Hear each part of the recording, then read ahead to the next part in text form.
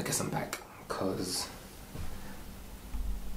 I mean, how long's it been? I don't even know when my last video was, but I'm always going off and then coming back and then saying I'm gonna be back for the foreseeable future, and then I just end up taking breaks and not doing much. And the thing about that is, like, I do love doing this, I do love creating videos, but I want to create videos that I actually believe in and videos I actually want to make. I just don't want to crank out videos for the sake of cranking out videos. Also, that can just be an excuse for me not getting off my ass and actually doing something. But today I have a really important video, and that's about wedding photography. So if you guys that follow me on Instagram, you know that I actually shot my first wedding a week back. I always said to myself that I would never ever be a wedding photographer. I've never ever even been to a wedding before, so I don't know how they work. But I always just said that it wasn't something that I wanted to do.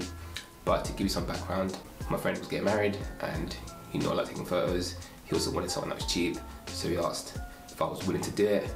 And obviously, even though I don't want to do wedding photography as a full-time thing, because he's my friend, I said yes, absolutely, I will happily take photos at your wedding. And it turned out to be like a really good experience. But I want to give the perspective of someone that did wedding photography like for the first time, having no experience whatsoever, and not even like full experience in photography, but just like no experience in weddings in particular. I'm gonna break this down into a few sections. So let's talk about equipment. So for this wedding in particular, I actually used the Panasonic Lumix G9 camera. I recently upgraded from the G85. I knew I wanted to upgrade, but I wasn't sure whether to go for the G9 or the GH5. I think a lot of what I'm doing now is more geared towards photography as opposed to the video side, which is why I went for the G9. And also the G9 has like really good video specs anyway, so I thought that would be the better option for me. The another thing is, when I was looking at tips on how to get into wedding photography, what you need to do wedding photography, I was seeing a bunch of lists, a bunch of blogs saying to get yourself a full frame camera. You don't need a full frame camera to be a wedding photographer. You don't need a full frame camera to take really good photos in general. The best camera is the one that you have, whether it's a macro four res camera, whether it's a crop sensor camera, or whether it's a full frame camera. You use what you have. In the future, yes, I do hope to one day upgrade to a full frame camera, but for right now, the G9 is perfect for me. I actually bought a bunch of lenses with me, but the one lens I use the most, I can't afford it, but I did hire it, was the Panasonic Leica 50 to 200 millimeter. Again, a lot of wedding photographers are going to say, oh, you need a 24 to 70 and a 70 to 200. I already had the 12 to 35, which in full frame equivalent is 24 to 70.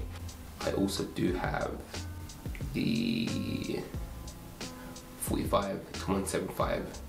That lens it's not very fast, and I think it's much more geared towards video as opposed to photography. So I knew I wanted a lens that would give me that extra reach. And I was gonna hire the 35 to 100, but then I thought, actually, I may want even more reach, and this is a lens that I'm really interested in. It's a lens that I ain't gonna be able to afford for a long time.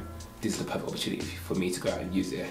So instead of getting the 35 to 100, I got the 50 to 200 Panasonic Leica lens. And let me just say, this lens was great.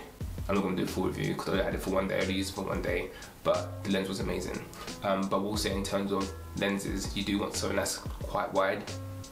So I had the 12 to 35, and then something that's slightly longer, 50 to 200.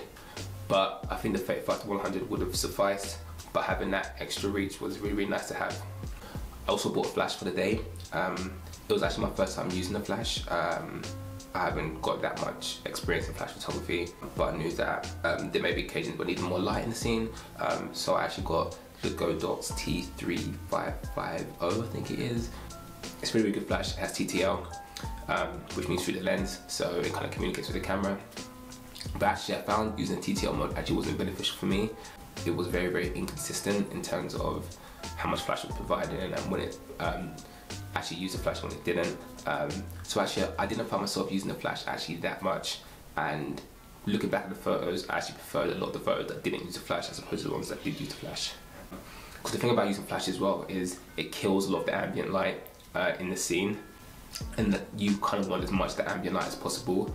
Of course, you may be in like some dark situations, but you need the flash, but keeping as much the ambient light, this kind of catches the whole feel of the actual day. And if you're using like a big bright flash, it kind of kills that. So you want to keep as much the ambient light as possible. But apart from the flash, the lens and the camera, I didn't really use much other equipment. I didn't bring a tripod, I didn't bring a monopod. The G9 has great image stabilization, so I was comfortable doing everything handheld. But if you can bring a lightweight monopod, a lightweight tripod, then obviously if that's something that you want to carry around, then that's a good thing to have as backup. Preparing for the day. Because this was my friend and someone I knew very, very well, I was very, very comfortable meeting them beforehand and talking about what kind of pictures they wanted for the wedding. I mean, it was their first wedding. They did particularly know what they wanted. I didn't particularly know what I wanted. Normally, you would like kind of create like a short list, and I think it's always great to have a short list in your back pocket. I'm not gonna lie, I didn't have a short list on the day.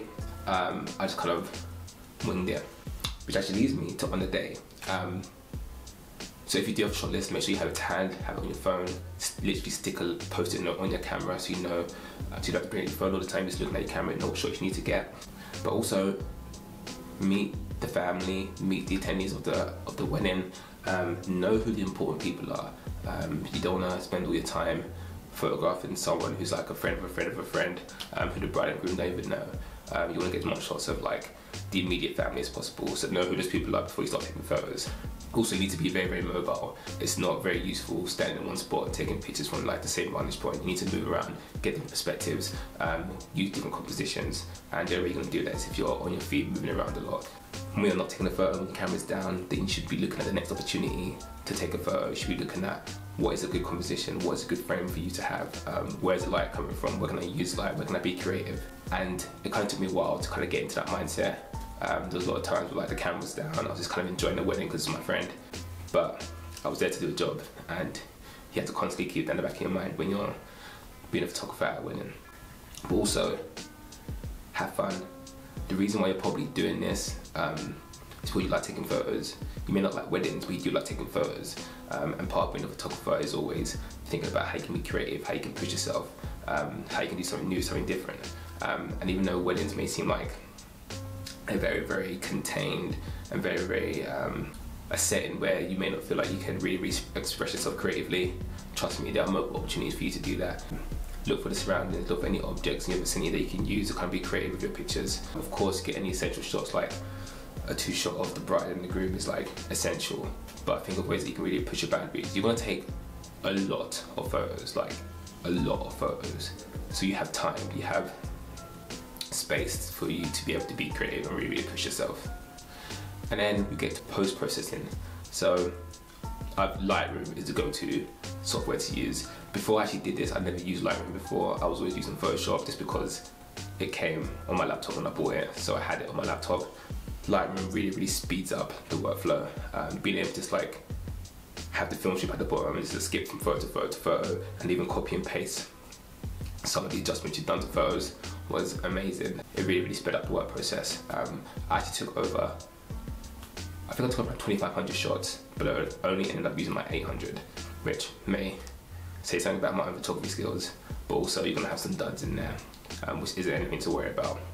But also, if you see a photo that you may not think is good, you may not think can make the cut, but you're not quite sure, I say bring it into Lightroom, see what you can do with it. I took a lot of shots that were a bit too dark. I say a bit too dark, they were very, very dark.